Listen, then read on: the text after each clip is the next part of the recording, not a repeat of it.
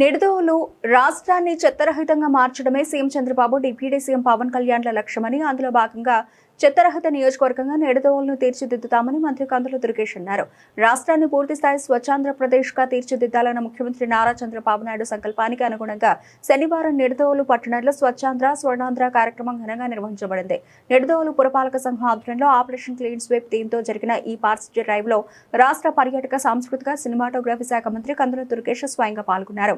ఈ కార్యక్రమంలో municipal commissioner, municipal chairman, స్థానిక కూటమి నాయకులు, ప్రజాప్రతినిధులు, వివిధ విభాగాల అధికారులు, పారిశుధ్య సిబ్బంది, పట్టణ ప్రజలు పెద్ద సంఖ్యలో పాల్గొన్నారు.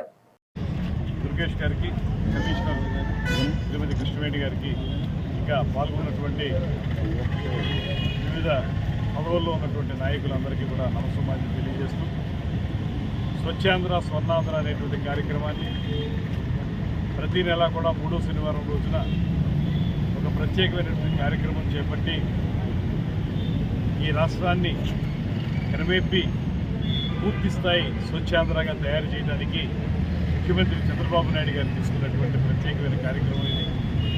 ఇందులో భాగంగా ఈరోజు నిడదవోలు పట్టణంలో ఈ స్వచ్ఛాంధ్ర కార్యక్రమంలో మేము అందరూ పాల్గొంటున్నాం.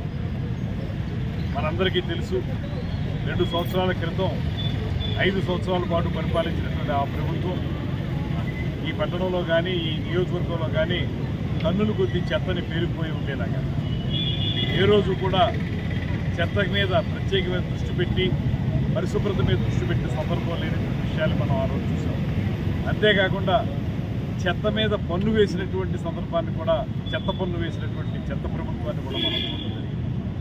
ఇవాళ దానికి భిన్నంగా పరిశుభ్రతతో కూడినటువంటి నగరాల్ని, పట్టణాలని, గ్రామాలని తయారు చేసుకోవాలనే ఆలోచనతో ముఖ్యమంత్రి గారు, ఉప ముఖ్యమంత్రి గారు తీసుకుంటున్నటువంటి ప్రత్యేకమైన శ్రద్ధ ఇవాళ గ్రామీణ ప్రాంతాల్లో కానీ, పట్టణాల్లో కానీ మంచి ఫలితాలు ఇస్తుంది.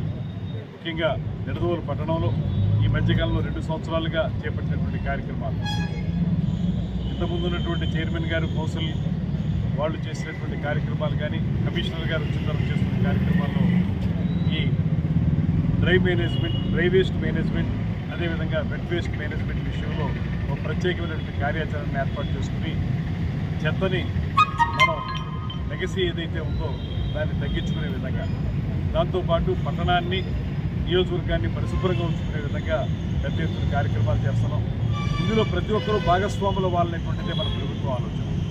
కేవలం ప్రభుత్వ అధికారులు ప్రభుత్వం చేస్తే సరిపోదు, ప్రతి మనుషులను కూడా ఆ రకమైన ఆలోచన వచ్చి మన పరిసరాలను మాత్రమే కాకుండా మన చుట్టూ ఉన్నటువంటి అన్ని ప్రాంతాలని పరిశుభ్రంగా ఉంచాలనే ఆలోచన ప్రజల్లో రావాలి.